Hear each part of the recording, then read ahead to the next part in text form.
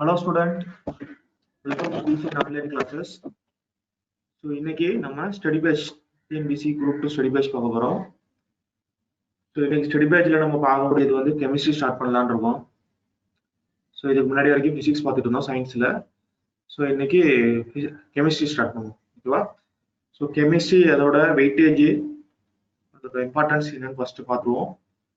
அதுக்கப்புறம் நம்ம அது எந்தெந்த டாபிக் எப்படி புக்கில் படிக்கணும், சிலபஸ் எப்படி அப்ரோச் பண்ணணும், இந்த டீட்டெயில் தான் ஒன்று ஒன்றா பார்ப்போம். ஓகேவா? ஸோ கெமிஸ்ட்ரி, வேதியியல்,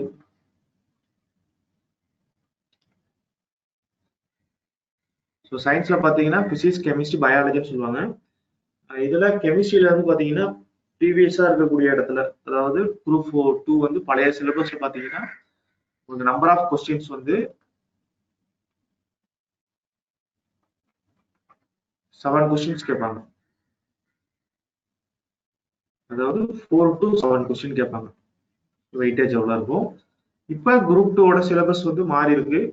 175 மார்க் கேட்டிருக்காங்க. அப்போ இது அப்படியே டபுள் ஆகும்.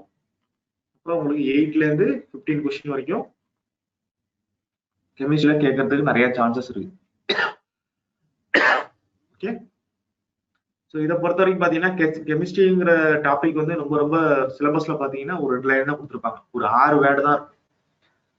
இந்த 6 பாட்டு தான் இருக்கும். இன்னொன்று வந்து பார்த்தீங்கன்னா கெமிஸ்ட்ரியை பொறுத்த வரைக்கும் டிஎன்பிஎஸ்சி எக்ஸாம்ஸ்க்கு ப்ரிப்பேர் பண்ற மோஸ்ட் ஆஃப் த பீப்புள் வந்து சயின்ஸ் படிப்பாங்க. சயின்ஸ்லயும் பார்த்தீங்கன்னா மோஸ்ட்லி சயின்ஸுமே ஒமிட் பண்ணிடுவாங்க. சயின்ஸ் படிக்கிற ஸ்டூடெண்ட் ஒமிட் பண்ற ஏரியா எதுன்னு பார்த்தீங்கன்னா கெமிஸ்ட்ரி ஒமிட் பண்ணுவாங்க. பிசிக்ஸ், பயாலஜியோட படிச்சிருவாங்க, கெமிஸ்ட்ரி ஒமிட் பண்ணுவாங்க. அதில் கேட்குற கொஸ்டின்ஸே என்ன எங்கேருந்து கேட்டிருக்காங்கிற கொஸ்டின் நிறைய ஸ்டூடெண்ட் தெரியாது, நான் பார்த்த வரைக்குமே. ஆனால் பிசிக்ஸ், பயாலஜி இது ரெண்டையும் கம்பேர் பண்றப்ப கெமிஸ்ட்ரி தான் ரொம்ப ரொம்ப ஈஸியாக எழுதுறாங்க, ரொம்ப பேசிக்கா இருக்கிறாங்க. ஏன்னா அது கூட ஆன்சர் பண்றது ரொம்ப ஸ்டூடெண்ட் கஷ்டப்படுறாங்க அப்படின்னு சொல்லிட்டு. அப்ப இதெல்லாம் எங்க உங்களுக்கு யூஸ் ஆகும் அப்படின்னு பாத்தீங்கன்னா, யாரெல்லாம் போஸ்டிங் வாங்குறாங்களோ அவங்க எல்லாம் போய் கேட்டீங்கன்னா கண்டிப்பா சயின்ஸ் படிச்சிருப்பாங்க, சயின்ஸ்ல மார்க் போட்டிருப்பாங்க. அவங்களுக்கு தான் மற்றவங்களோட கம்பேர் பண்றப்ப மார்க் இன்க்ரீஸ் பண்ணி கொடுக்குறது. கெமிஸ்ட்ரிங்கிறது பிசிக்ஸ், பயாலஜியை விட ஈஸி. இதுல மேஜரா ஒரு 2-3 டாபிக் இருக்கு. அந்த டாபிக்ல வந்து நீங்க ஈக்குவேஷன்ஸ், கெமிஸ்ட்ரி ஃபார்முலா இதெல்லாம் வந்து கொஸ்டின்ல 2-3 பார்த்துருப்பீங்க. அதெல்லாம் ஒண்ணுமே கிடையாது, ரொம்ப சிம்பிளா உள்ளது. ஸோ அது எல்லாமே நம்ம பார்த்துடலாம். பேசிக்ஸ்ல என்ன பார்க்க போறோம்? பேசிக்ஸ் பார்த்தீங்கன்னா அட்டாமிக் தியரி, எலமெண்ட்ஸ், காம்பவுண்ட்ஸ்.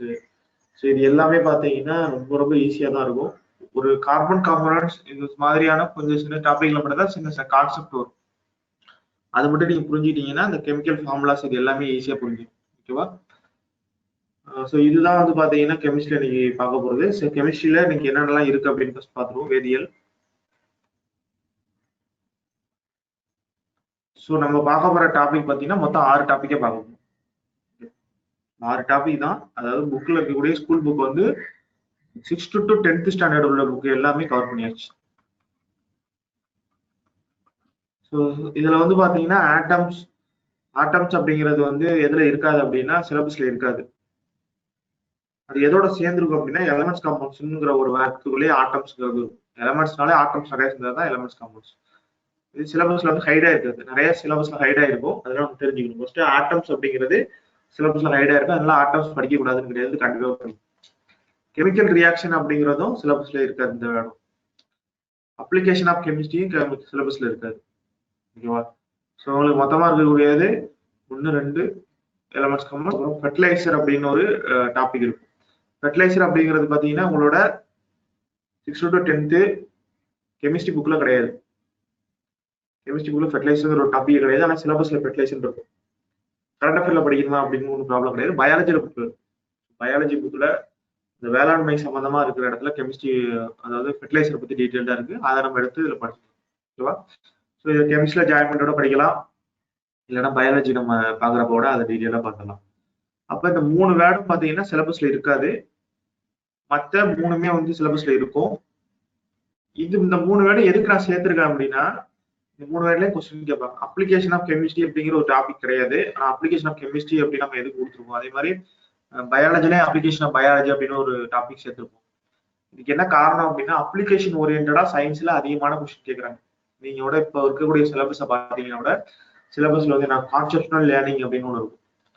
இப்போ கான்செப்டா எப்படி படிக்கிறது, அந்த அப்ளிகேஷன் ரிலேட்டா இருப்பாங்க. அப்ப ஸ்கூல் புக்ல என்னென்னலாம் அப்ளிகேஷன் ஓரியன்டா இன்ஃபர்மேஷன் கொடுத்துருக்காங்களோ அது எல்லாத்தையும் நம்ம சேர்த்து பார்க்கணும். ஸோ அப்போ அப்ளிகேஷன் ஆஃப் கெமிஸ்ட்ரிங்கிறதுல கண்டிப்பா கொஸ்டின் வரும். ரொம்பவே இம்பார்ட்டன்ட். இது தனியா இருக்கக்கூடிய அப்ளிகேஷன் ரிலேட்டா இருக்கக்கூடிய யூனிட் எல்லாத்தையும் ஒன்னா சேர்த்து நம்ம பார்க்க போறோம். பெட்ரோலியம் ப்ராடக்ட் அப்படின்னு சொல்லிட்டு சிலபஸ்ல இருக்கு. இதுல கார்பன் காம்பனன்ட்ஸ் அப்படின்னு ஒரு டாபிக் வந்து பாத்தீங்கன்னா சிலபஸ்ல இருக்காது. இதுக்கு போன சிலபஸ்ல கார்பன் காம்பனன்ட்ஸ்னு ஒரு டாபிக் இருக்கும். இந்த டாபிக்ல வந்து கார்பன் காம்பனன்ட்ஸ் இருக்காது. அந்த டாபிக் எதுக்குள்ள போய் சேரும் அப்படின்னா பெட்ரோலியம் ப்ராடக்டோட சேரும். அதுல நிறைய பாத்தீங்கன்னா சயின்ஸ்ல கொடுத்துருக்கிறதுல நிறைய ஹைடா இருக்கும். நீங்க இதுக்கு பயாலஜிலே பாத்தீங்கன்னா பிசியாலஜி அப்படின்னு ஒரு டாபிக் தான் இருக்கும். அதுக்கு முன்னாடி பாத்தீங்கன்னா நிறைய டாபிக் கொடுத்துருப்பாங்க. பிசியாலஜினாலே எல்லாமே சேர்ந்துதான் இருக்கும். அப்ப பாக்குறது ரொம்ப சிம்பிளிஃபையா இருக்கிற மாதிரி தெரியும். ஆனா அதுக்குள்ள நிறைய டாபிக் இன்செர்ட் ஆயிருக்கு. இது நிறைய பேர் வந்து புதுசா நம்ம அகாடமி இல்லாம தனியா வீட்டுல இருந்து படிக்கிறவங்களுக்குலாம் என்ன நினைச்சுவாங்க அப்படின்னா பெட்ரோலியம் ப்ராடக்ட்னா பெட்ரோலியம் ப்ராடக்ட்னு சின்ன யூனிட் இருக்கும் 8th ஸ்டாண்டர்ட்ல. அதை மட்டும் படிச்சுட்டு போவாங்க. ஆனா எக்ஸாம்ஸ் கார்பன் காம்பனன்ட்ஸ் வரும். அப்ப அது எக்ஸாம்ஸ்க்கு அவங்க ஆன்சர் பண்ண முடியாது. இது என்னன்னா இது எல்லாமே ரிலேட்டடா பெட்ரோலியம் ப்ராடக்ட்ங்கிறது கார்பன் ரிலேட்டட். அது கார்பன் எதெல்லாம் வருதோ அது எல்லாமே பெட்ரோலியம் ப்ராடக்ட் ரிலேட்டட் தான். கோல்லாம் பார்த்தா பெட்ரோலியம் ப்ராடக்ட்ல தான் வரும். அப்ப பெட்ரோலியம் ப்ராடக்டோட நம்ம கார்பன் காம்பனன்ட்ஸும் சேர்த்து படிச்சுக்கணும். கெமிக்கல் ரியாக்ஷன் அப்படிங்கிறது எலமெண்ட்ஸ் காம்பவுண்ட்ஸ்குள்ளேயே வந்துடும். கெமிக்கல் ரியாக்ஷன் எலமெண்ட்ஸ் காம்பவுண்ட்ஸ்குள்ளேயே வந்துடும். ஆட்டம் எலமெண்ட்ஸ் காம்பவுண்ட்ஸ்குள்ளேயே வந்துடும். இது எல்லாமே எலமெண்ட்ஸ் காம்பவுண்ட்ஸ் அப்படிங்கிற ஒரு வார்த்தையிலேயே அவ்வளோ டாபிக் அடங்கிடுது. ஸோ அதை கொஞ்சம் டீட்டெயிலாக பார்க்கணுங்கிறதுனால தனியாக நான் பிரிச்சு போட்டுருக்கேன். ஓகேவா? ஸோ இதுதான் வந்து பார்த்தீங்கன்னா நம்ம கெமிஸ்ட்ரி ஸ்டடி பேஜில் டிஸ்கஸ் பண்ண போகிற 6 டாபிக். இன்ஸ்டியூட்லேருந்து எல்லா புக்குமே கவர் ஆகிடும். மோஸ்ட்லி எல்லா புக்குமே கவர் ஆகிறதுனால நம்ம வந்து டிசைன் பண்ணியிருக்கோம். ஸோ இந்த 6 யூனிட்டே நோட் பண்ணிங்க. ஓகேவா?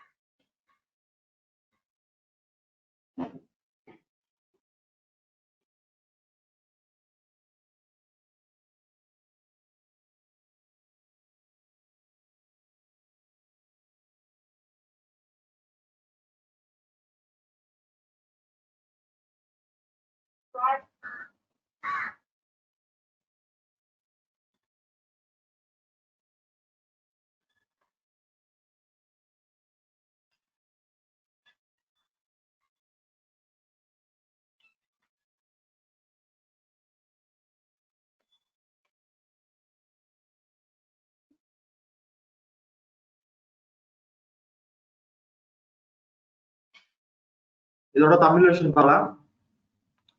ஸோ தமிழ்ல இருக்கிறவங்க நோட் பண்ணுங்க. ஃபர்ஸ்ட் டாபிக் வந்து அணு அமைப்பு, 2வது டாபிக் தனிமங்களும் சேர்மங்களும், 3வது டாபிக் வேதிவினைகள், 4 அமிலம் காரம் உப்புகள், 5 பெட்ரோலியம் ப்ராடக்ட், 6 வேதியியலின் பயன்பாடு அப்ளிகேஷன் ஆஃப் கெமிஸ்ட்ரி. ஓகேவா? ஸோ இதை நோட் பண்ணிருங்க. ஃபர்ஸ்ட் ஆஃப் ஆல் வந்து ஒவ்வொரு டாபிக் எந்தெந்த புக்ல இருக்கு, அதாவது எந்தெந்த ஸ்டாண்டர்ட் புக்ல நம்ம வந்து அதை கம்ப்ரஸ் பண்ணியிருக்கோம், எந்தெந்த புக் ரெஃபர் பண்ணோம் அப்படிங்கிற மொத்த டீட்டெயிலுமே பார்த்துருவோம். ஸோ இந்த 6 யூனிட்டுமே எந்தெந்த புக்ல எந்தெந்த ஸ்டாண்டர்ட்ல இருக்கு அப்படிங்கிற டீட்டெயில் ஃபுல்லாக நான் கொடுத்துட்றேன். அதுக்கப்புறம் பர்டிகுலரா அணு அமைப்புல இருந்து ஸ்டார்ட் பண்ணி அந்த டாபிக்ல என்னென்ன படிக்கணும், நீங்க எதெல்லாம் ஒமிட் பண்ணணும், எதெல்லாம் பாயிண்ட்ஸ் எடுத்துக்கணும் அப்படிங்கிற மாதிரி நம்ம எப்போதும் போல டிஸ்கஸ் பண்ணுவோம். ஓகேவா?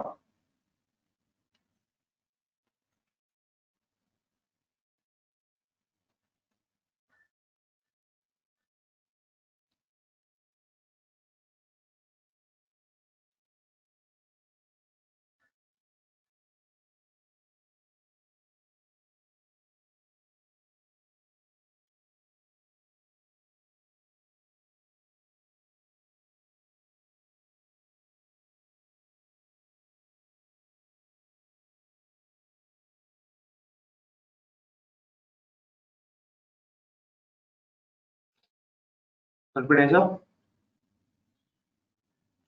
First topic atoms. ஆட்டம்ஸ்னு எடுத்துக்கலாம். ஆட்டம்ஸ் எந்தெந்த ஸ்டாண்டர்ட்லாம் இருக்குன்னு பாருங்க. மொத்தம் 4 standard. 7th standard first term atomic structure இருக்கும்.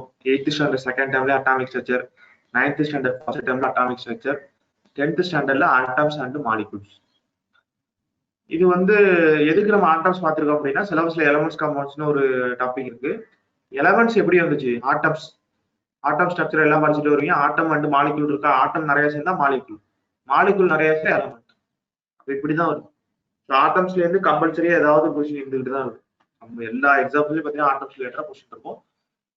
இன்னொன்னு எக்ஸாம்ஸுக்கு நீங்க படிக்க போறப்ப கெமிஸ்ட்ரி புரிஞ்சுக்கணும் அப்படின்னா ஆட்டம்ஸ்ங்கிறது ரொம்ப ரொம்ப முக்கியம். பயாலஜிக்கு செல் பயாலஜி மாதிரி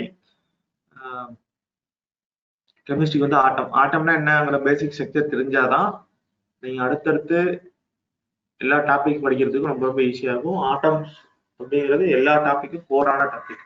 ஓகேவா? ஸோ ஆட்டம்ங்கிற டாபிக் எந்தெந்த ஸ்டாண்டர்ட்லாம் இருக்கு அப்படிங்கிறத நோட் பண்ணுங்க.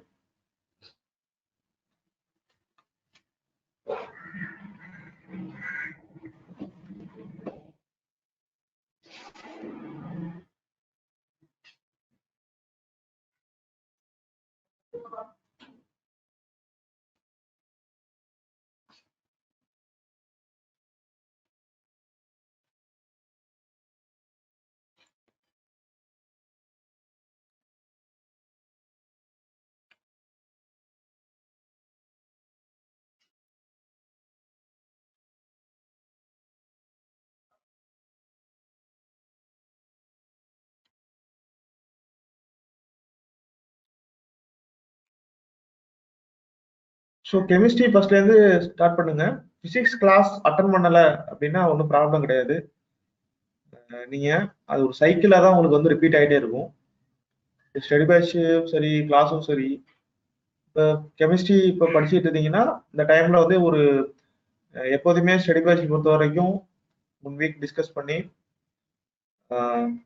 ஒரு 2 டாபிக், அதாவது ஆட்டம்ஸ், எலமெண்ட்ஸ், காம்பவுண்ட்ஸ் இல்லைன்னா மேக்ஸிமம் எவ்வளோ டாபிக் இந்த புக்கோட ஸ்ட்ரென்த்தை பொறுத்து நம்ம வந்து என்ன பண்ணுவோம், கவர் பண்ணுவோம். அந்த கொடுக்கக்கூடிய அந்த டாபிக்கை அந்த வீக்குக்குள்ள அடுத்த study page, science study page வரதுக்குள்ள நீங்க கம்ப்ளீட் பண்ணிருக்கணும்.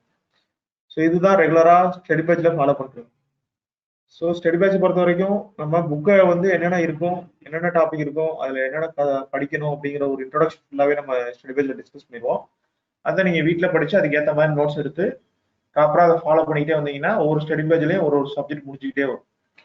அப்போ ப்ராப்பரா உங்களுக்கு எல்லாமே கவர் ஆகிட்டே வரும். நீங்க அதுக்கப்புறம் ஓன் ஸ்டடி பண்றப்பே உங்களுக்கு இன்ட்ரெஸ்ட் வந்துடும். அது தானாவே நீங்க படிக்க ஆரம்பிச்சிடும். ப்ரீவியஸா நீங்க இருக்கக்கூடிய ஸ்டடி பேட்ச் அட்டன் பண்ணல, இப்போ ஸ்டார்ட் பண்றோம்னா இந்த சைக்கிள்ல இருந்து ஸ்டார்ட் பண்ணுங்க. இப்போ நீங்க பிசிக்ஸ் அட்டன் பண்ணலன்னா கெமிஸ்ட்ரில இருந்து ஸ்டார்ட் பண்ணுங்க. கெமிஸ்ட்ரியோட ஃபர்ஸ்ட் கிளாஸ் தான். ஸோ கெமிஸ்ட்ரி படிச்சிருங்க, அதுக்கப்புறம் பயாலஜி வரும், பயாலஜி படிங்க, திரும்ப பிசிக்ஸ் வரும். ஸோ சயின்ஸ்ல வந்து அப்படி ஒரு சைக்கிள் வரும். அதே மாதிரி தான் சோசியல் சயின்ஸ் சப்ஜெக்ட்டுக்குமே. ஓகேவா? ஸோ அதனால ஒரி பண்ணிக்கோனா இப்போ இருக்கக்கூடியதுல ஃபர்ஸ்ட் நீங்க ஸ்டடி பேஜ்ல கெமிஸ்ட்ரி ஸ்டார்ட் பண்ணீங்க. ப்ராப்பரா ஒரு நோட் போட்டுங்க. ஒவ்வொரு சப்ஜெக்ட்டுக்கும் நோட்ஸ் எடுக்கணும். நோட்ஸ் எடுக்கிறதுங்கிறது ரொம்ப ரொம்ப கம்பல்சரி. ஸோ நீங்க புக்ல போயிட்டு இப்போ நீங்க கிளாஸ்ல எடுக்கிறப்ப சொல்ற எல்லா பாயிண்ட்ஸும் புக்ல இருக்கக்கூடிய பாயிண்ட்ஸ் தான் ஸ்டடி பேஜ்ல டிஸ்கஸ் பண்ணுவோம். ஸோ புக்கை நீங்க கையில வச்சுட்டு படிக்கணும். ஸோ அதோட அதுதான் உங்களுக்கு வந்து என்ன ஆகும், எக்ஸாம்ஸ்க்கு ரொம்ப ரொம்ப ஹெல்ப்ஃபுல்லா இருக்கும். ஓகேவா? இப்போ ஸ்டூடெண்ட் ஒரு ஆளுக்கு டவுட் கேட்டிருந்தீங்க, உங்களுக்கு கிளியர் ஆயிடுச்சா என்னன்னு சொல்லிட்டு சொல்லுங்க. இல்லை என்ன ஏதாவது டவுட் இருந்தா கேளுங்க, ஒன்றும் ப்ராப்ளம். ஸோ தமிழ் வெர்ஷன் அணு அமைப்பு 7ஆம் வகுப்பு முதல் பருவம்,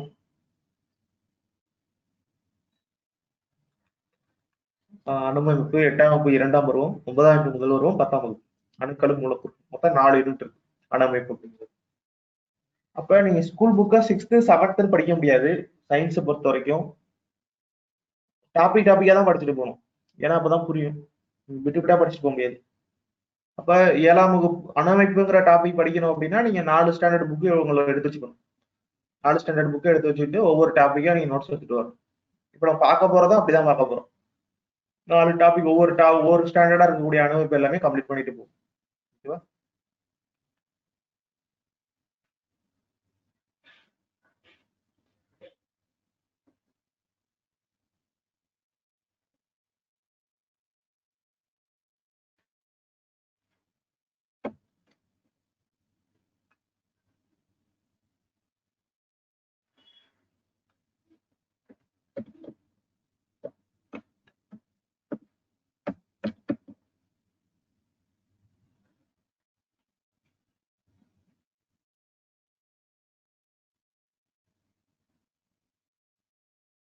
ஸோ எல்லா யூனிட்டுக்குமே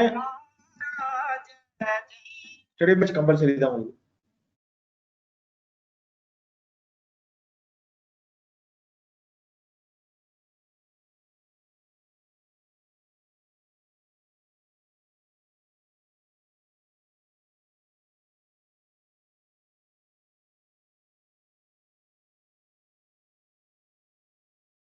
ஓகேவா?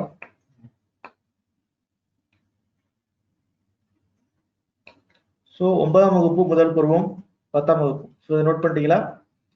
இது ஃபர்ஸ்ட் டாபிக். ஓகேவா? அணு அமைப்பு. ஸோ அணு அமைப்புல நம்ம எலக்ட்ரான்ஸ், நியூட்ரான்ஸ் இதெல்லாம் எப்படி கண்டுபிடிச்சாங்க அப்படிங்கறதெல்லாம் டிஸ்கஸ் பண்ணுவாங்க இதுல எல்லாத்துலயுமே. ஸோ அது எல்லாமே நம்ம டிஸ்கஸ் பண்றப்ப பார்க்க போறோம். இன்னைக்கு தான் டிஸ்கஸ் பண்ண போறோம். ரெண்டாவது யூனிட் பாருங்க, elements compounds. So elements compounds தான் பாத்தீங்கன்னா இருக்கிறதுல ரொம்ப ரொம்ப பெரிய டாபிக். இந்த டாபிக்ல இருந்தா கொஸ்டின் வரும். இந்த டாபிக் தான் இருக்கிறதுல மேஜரான டாபிக். 50% ஆஃப் கொஸ்டின் இந்த ஒரு டாபிக்ல தான் வரும். அதாவது பாத்தீங்கன்னா 50% ஒரு ஒரு 8 கொஸ்டின் கேட்கறாங்கன்னா 4 கொஸ்டின் இதுல இருந்து வரதுக்கு நிறைய சான்ஸ் இருக்கு. ஓகேவா? ஸோ இதுல ஒரு 4 டாபிக் பாத்தீங்கன்னா ரொம்ப ரொம்ப சிம்பிளா இருக்கக்கூடியது உங்களுக்கு. ஒரு பெரிய இருக்காது, உங்களுக்கு ஜென்ரலா படிக்கிற மாதிரி தான் இருக்கும்.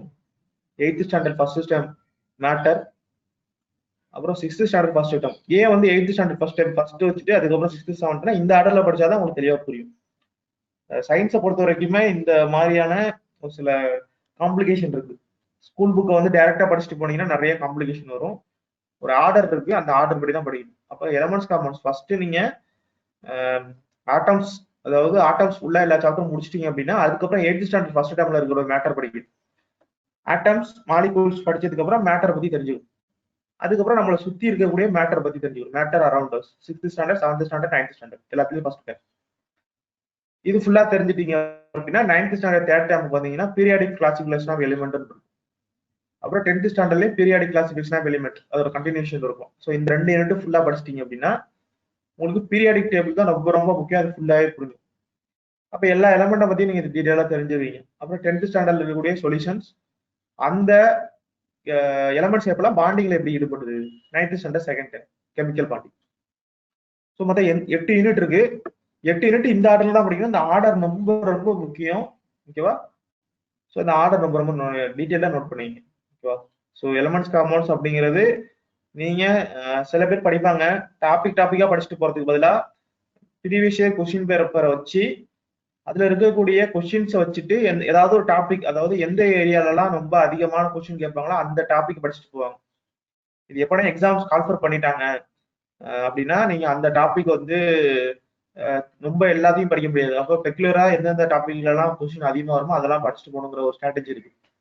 அது ஒரு ஸ்ட்ராட்டஜி. இன்னொரு டைப் ஆஃப் பீப்புள் என்ன பண்ணுவாங்க அப்படின்னா சிலபஸ் படிக்கிறதுக்கு பதிலா சிலபஸ்ல எந்த டாபிக்ல அதிகமான கொஸ்டின் ப்ரீவியஸ் எல்லாம் கேட்டிருக்காங்க அப்படின்னு பார்த்துட்டு அந்த டாபிக் தெரவா படிச்சுவாங்க. தெரவா படிச்சுட்டு என்ன பண்ணிடுவாங்க, ஓ இட்ஸ் ஓகே இந்த ஒரு டாபிக் படிச்சா நமக்கு 4 கொஸ்டின் வருதுன்னா 4 கொஸ்டின். அடுத்த ஒரு சின்ன டாபிக் இருக்கு. இப்போ வந்து இதே மாதிரி வந்து பாத்தீங்கன்னா பயாலஜில வந்து ஹியூமன் டிசீஸ் அப்படின்னு ஒரு டாபிக் இருக்கு. அதுலயே 4ல இருந்து ஒரு 5 கொஸ்டின் கேட்பாங்க. அப்ப அந்த டாபிக் படிச்சோன்னா அதுல வந்து 4 கொஸ்டின். அப்ப 2 டாபிக் படிச்சாலே 10 கொஸ்டின் வந்துருதா? அதே மாதிரி திருக்குறள் அதுல ஒரு 10 கொஸ்டின். இந்த மாதிரி எந்தெந்த டாபிக் எல்லாம் ரொம்ப இம்பார்ட்டன்ஸ் கொடுக்குறாங்களோ அந்த டாபிக் எல்லாம் எழுதி வச்சு மொத்தமா பாத்தீங்கன்னா ஒரு 10 டாபிக் தான் வரும். 10 டாபிக்ல இருந்து ஒரு 60-70 கொஸ்டின் வந்துடும். அப்படி அந்த ஸ்ட்ராட்டஜிலயும் ஒரு மாதிரியான பீப்புள் வந்து படிச்சுக்குவாங்க. அப்படி படிக்கிறவங்களுக்கு எல்லாம் இது ரொம்ப ரொம்ப முக்கியமான டாபிக்.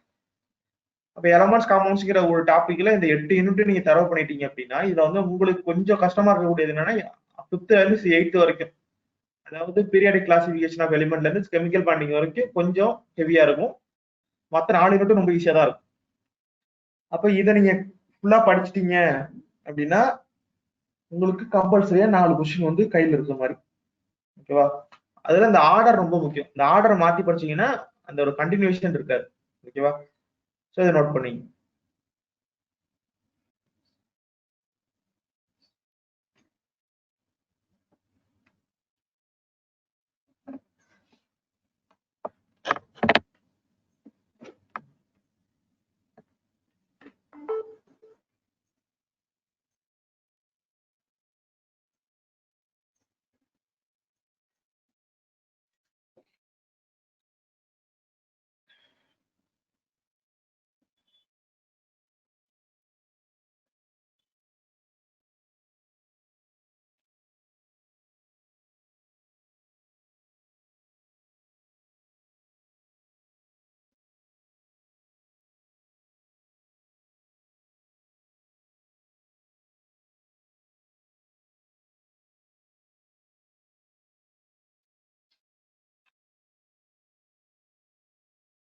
இதோட தமிழேஷன் பார்க்கலாம்.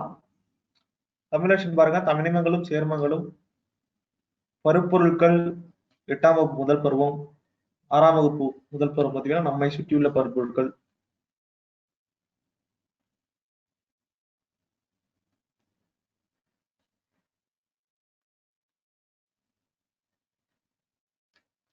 So from which unit order can I prepare from easy way? So நம்ம ஸ்டடி பேஜ்ல என்ன ஃபாலோ பண்றாங்களோ நீங்க அதே ஃபாலோ பண்ணாலே போதும்.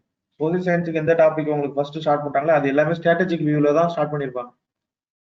இன்னொன்னு என்னன்னு பாத்தீங்கன்னா, நம்ம அகாடமில இருக்கிறதுனால ஸ்ட்ராட்டஜிக் சில இதெல்லாம் ஸ்கிப் பண்ணிட்டு போகணுங்கிற மாதிரியான எண்ணங்கள்லாம் இருக்கக்கூடாது. ஏன்னா அது வந்து மோஸ்ட்லி பாத்தீங்கன்னா செல்ஃப் ஸ்டடி பண்றவங்களுக்கு இது ஒரு ஸ்ட்ராட்டஜியா ஃபாலோ பண்ணுவாங்க. ஆனா நிறைய நேரத்துல அது ஃபெயில் ஆகும். எக்ஸாம்ஸ், காம்படிட்டிவ் எக்ஸாம்ஸை பொறுத்த வரைக்கும் பாத்தீங்கன்னா சில ஏரியால மட்டும் கொஸ்டின்ஸ் அதிகமா வரும் அப்படின்னு பழைய question paper, model question paper இதெல்லாம் பண்ணிட்டு நிறைய டாபிக் ஸ்கிப் பண்ணிட்டு போவாங்க, முக்கியமான டாபிக் மட்டும். ஆனா அடுத்த எக்ஸாம்ல பாத்தீங்கன்னா அதுல இருந்து எந்த கொஸ்டினுமே வராது. எதெல்லாம் கேட்காத கொஸ்டினோ அந்த மாதிரியான டாபிக்ல தான் கேட்பாங்க. இது வந்து ரீசெண்டா வந்து டிஎன்பிஎஸ்சி எக்ஸாம்லயும் சரி, எல்லா காம்படிட்டிவ் எக்ஸாம்லயும், மெயினா யூபிஎஸ்சில எல்லாம் ரொம்ப இதை வந்து நிறைய ஸ்டூடெண்ட் ஃபெயில் ஆகிறதுக்கு காரணமே தான்.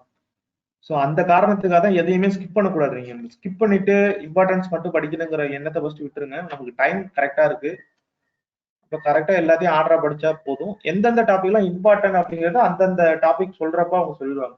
நான் வந்து எப்படி கெமிஸ்ட்ரி சொல்றேன்னா எந்த டாபிக் இம்பார்ட்டன்ஸ் நான் சொல்லிடுறேன் அதே மாதிரி சொல்லிடுவாங்க. அதே மாதிரி யூனிட் வைஸ் பாக்குறப்பையும் உங்களுக்கு சிலபஸ் ஸ்டடி பேஜ்ல வந்து சயின்ஸை விட சோசியல் சயின்ஸ் தான் ரொம்ப ரொம்ப இம்பார்ட்டன்ட் கூட. சோசியல் சயின்ஸ்ல எந்தெந்த டாபிக் படிச்சா நமக்கு எக்ஸாம் கொஸ்டின் அதிகமா வரும். ஃபார் எக்ஸாம்பிள் வந்து தமிழ்நாடு ஹிஸ்டரி, திருக்குறள், அதுக்கப்புறம் இந்தியன் நேஷனல் மூவ்மெண்ட். ஸோ இந்த ஆர்டர் தான் உங்களுக்கு வந்து கிளாஸுமே போகும். நீங்க அதை ஃபாலோ பண்ணதுனால போதும். ஓகேவா? ஸோ நம்மை சுற்றியுள்ள பருப்பொருட்கள், தனிமங்களின் வகைப்பாடு அட்டவணை, தனிமங்களின் ஆவர்த்த அட்டவணை, கரைசல்கள், வேதிப்பிணைப்பு. ஸோ மொத்தம் 8 யூனிட் இருக்கு. ஸோ இதை டீட்டெயிலா நோட் பண்ணி, இந்த ஆர்டர் ரொம்ப ரொம்ப முக்கியம்.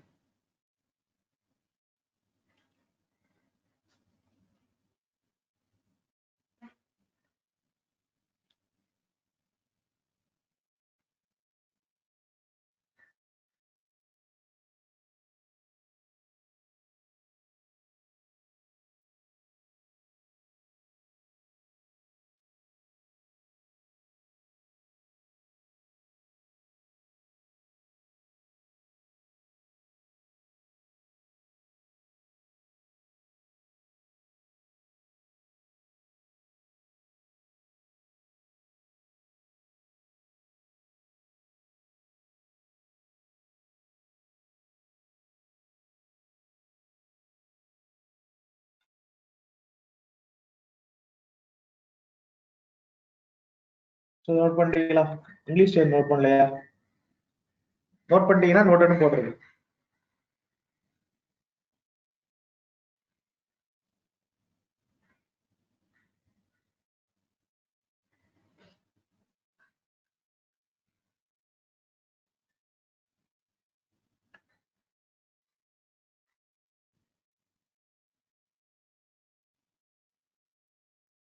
ஸோ இங்கிலீஷ்ல கேட்டவங்க நோட் பண்ணிட்டீங்களா?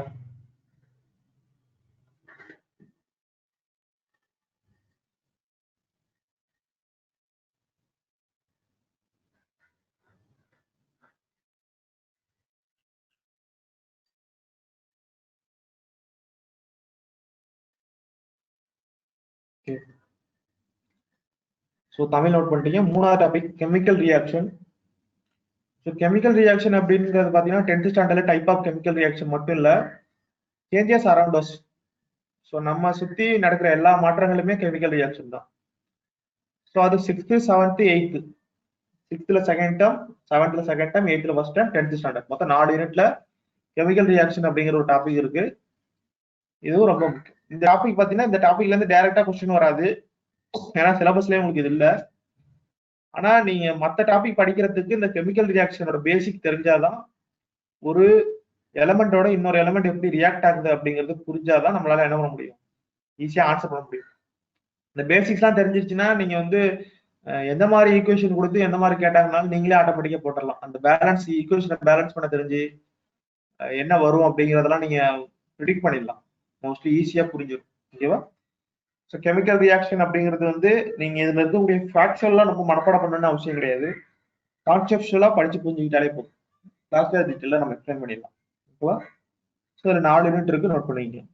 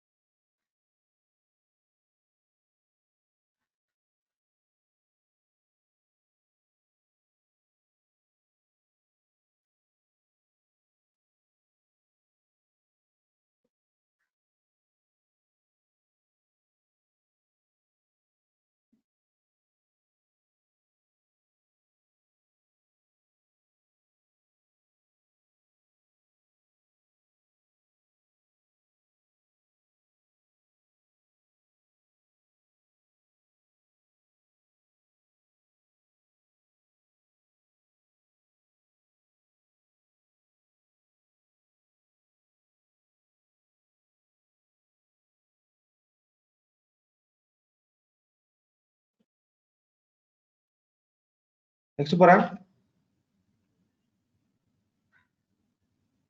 தமிழ் வேதி வினைகள், நம்மை சுற்றி நிகழும் மாற்றங்கள். ஸோ 6ஆம் வகுப்பு, 7ஆம் வகுப்பு, 8ஆம் வகுப்பு 3 ஸ்டாண்டர்ட்லயும் இருக்கு.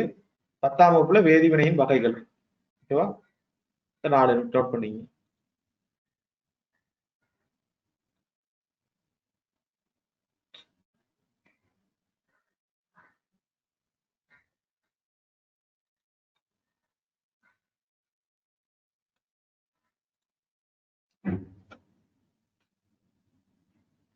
நெக்ஸ்ட் அடுத்த யூனிட் போலாம்.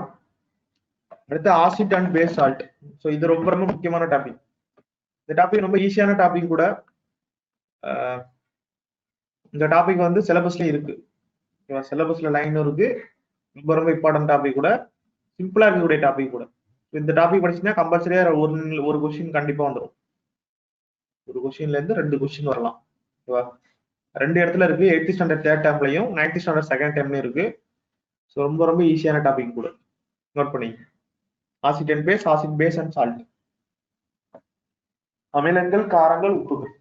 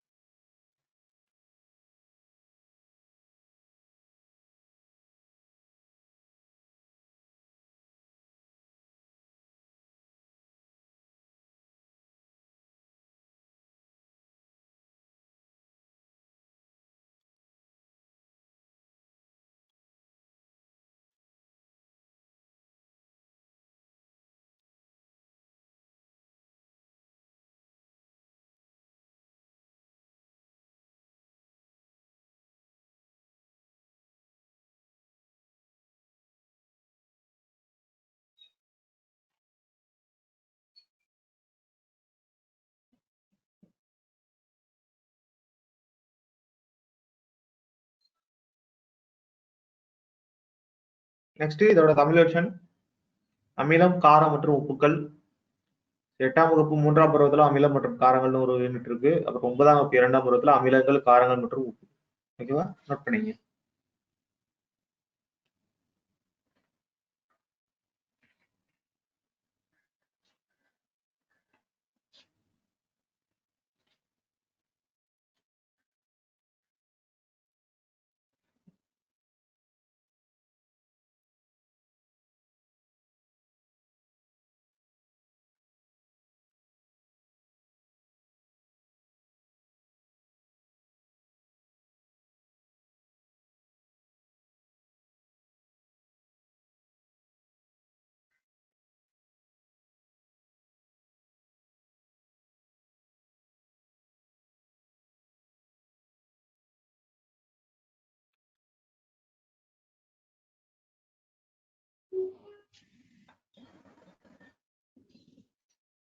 நெக்ஸ்ட் அடுத்த யூனிட்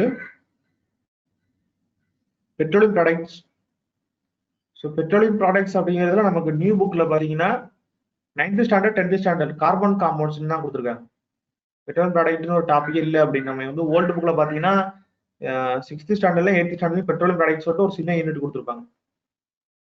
ஆனா புது புக்ல அந்த யூனிட்லாம் கிடையாது, டேரக்டா கார்பனேட்ஸ் தான். இப்போ பெட்ரோலியம் ப்ராடக்ட்னா நீங்க புக்ல போய் தேடினீங்கன்னா எங்கேயுமே இருக்காது. அது ரிலேட்டடான டாபிக் இங்கே தான் இருக்கும். 9th ஸ்டாண்டர்ட் செகண்ட் டேர்ம்ல 10th standard carbon and its compounds தான் நமக்கு பெட்ரோல் ப்ராடக்ட் மாத்தி கொடுத்துருக்காங்க சிலபஸ்ல. இந்த 2 யூனிட் படிக்கிற மாதிரி இருக்கும் பெட்ரோல் ப்ராடக்ட்ஸ். இதுவும் கம்பல்சரியான யூனிட். இது மட்டும் கொஞ்சம் ஹார்டா இருக்கும் உங்களுக்கு. புரிஞ்சுட்டு படிச்சீங்கன்னா தெளிவா புரிஞ்சு. இப்போ அதுல இருந்து 2 கொஸ்டின்ஸ் கேட்கறதுக்கு நிறைய சான்ஸ் இருக்கு. 2ல இருந்து 3 கொஸ்டின்ஸ்.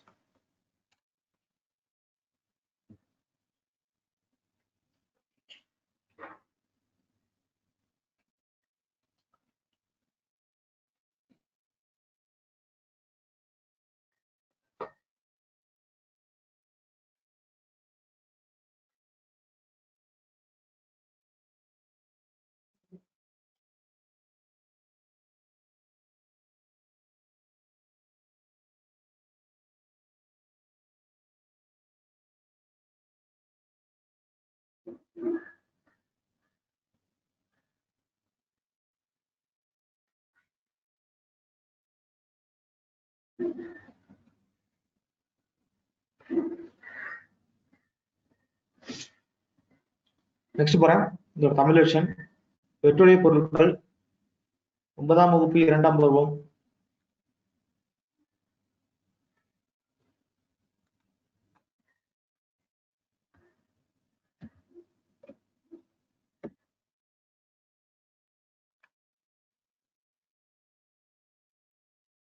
கார்பன் மற்றும் அவற்றின் சேர்மங்கள். 10ஆம் வகுப்பு வந்து கார்பனும் அதன் சேர்மங்கள் 2 யூனிட். ஓகேவா, நோட் பண்ணி பெட்ரோலிய பொருட்கள்.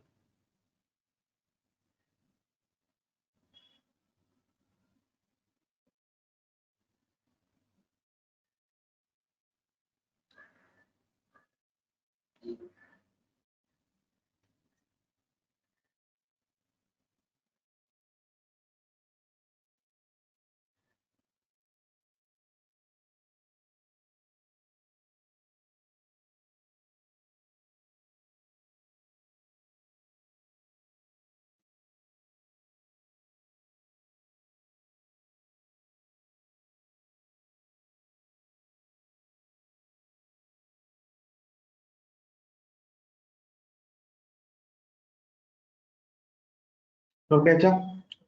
அடுத்து last topic application of chemistry. So application of chemistry அப்படிங்கிறது உங்களுக்கு புது புக்ல அப்ளைட் கெமிஸ்ட்ரி அப்படின்னு சொல்லிட்டு 9th ஸ்டாண்டர்ட் தேர்ட் டேர்ம்ல இருக்கு. ரொம்ப ரொம்ப முக்கியமான டாபிக் இது. இந்த யூனிட் மட்டும் 3வது யூனிட் இருக்கு பாருங்க, நிறைய அப்ளிகேஷன் ரிலேட்டடா நிறைய கொடுத்துருக்காங்க. ஸோ இது படிக்கிறப்ப நம்ம என்ன பண்ணா கெமிஸ்ட்ரி இன் எவ்ரிடே லைஃப் அப்படின்னு கொடுத்துருப்பாங்க. இது எல்லாமே அப்ளிகேஷன் ஒரு 2 தான். 6th standard third term, 8th standard third term, 9th standard third term வரிசையா வருது பாத்தீங்களா.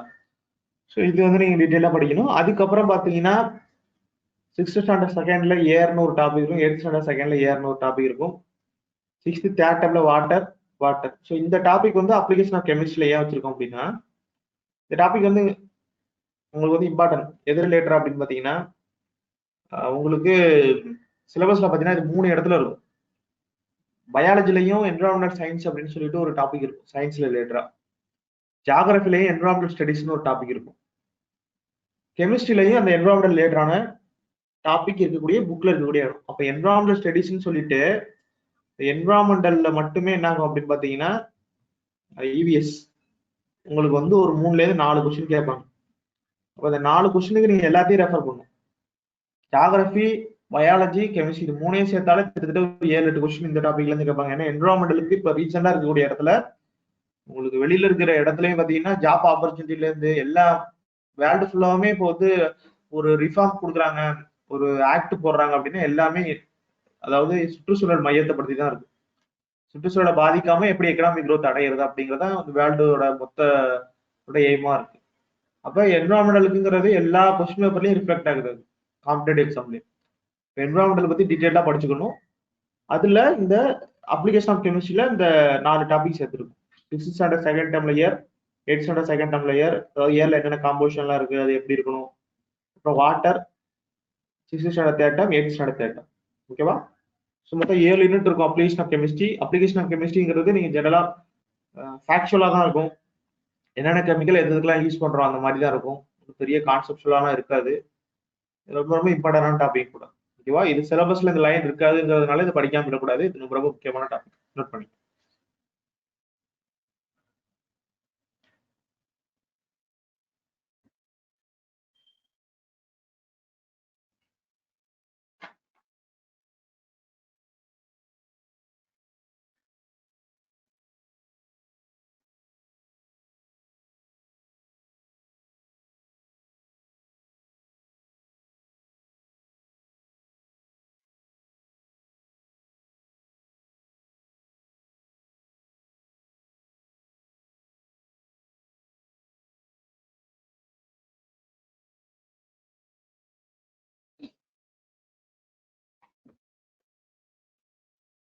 பண்ணீங்களா? தமிழ் வெர்ஷன் பார்த்துடலாமா? தமிழ் வெர்ஷன் வேதியியலின் பயன்பாடுகள் 6ஆம் வகுப்பு 3ஆம் பருவம் அன்றாட வாழ்வில் வேதியியல், 8ஆம் வகுப்பு 3ஆம் பருவம் அன்றாட வாழ்வில் வேதியியல், 9ஆம் வகுப்பு 3ஆம் பருவம் பண்பாட்டு வேதியியல், 6ஆம் வகுப்பு 2ஆம் பருவத்துல காற்று, 8ஆம் வகுப்பு 2ஆம் பருவத்தில் காற்று, 6ஆம் வகுப்பு 3ஆம் பருவம் மற்றும் 8ஆம் வகுப்பு 3ஆம் பருவத்துல நீருங்கிறது. ஓகேவா? ஸோ இதுல இந்த 3வது இருக்கக்கூடிய பயன்பாட்டு வேதியியல் அப்படிங்கிறது ரொம்ப முக்கியமான டாபிக். நோட் பண்ணீங்க.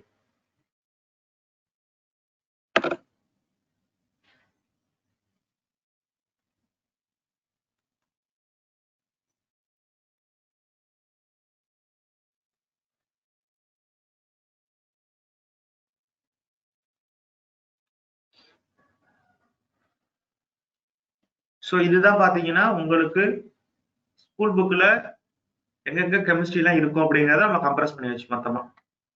ஸோ இந்த ஏரியால தான் நம்ம இதை தான் ஒன்றா டிஸ்கஸ் பண்ண போறோம். ஸோ இப்போ வந்து இந்த மாதிரி டெய்லி நியூஸ் அஃபேர்ஸ்க்கு விஷன் அகாடமியை சப்ஸ்கிரைப் பண்ணுங்க. மறக்காம பக்கத்தில் இருக்க பெல் பட்டனை ப்ரெஸ் பண்ணுங்க. இந்த வீடியோ உங்களுக்கு பிடிச்சிருந்துச்சுன்னா லைக் பண்ணுங்க, ஷேர் பண்ணுங்க. இந்த வீடியோ பற்றி ஏதாவது டவுட்ஸ் இருந்துச்சுன்னா கமெண்ட் பண்ணுங்க.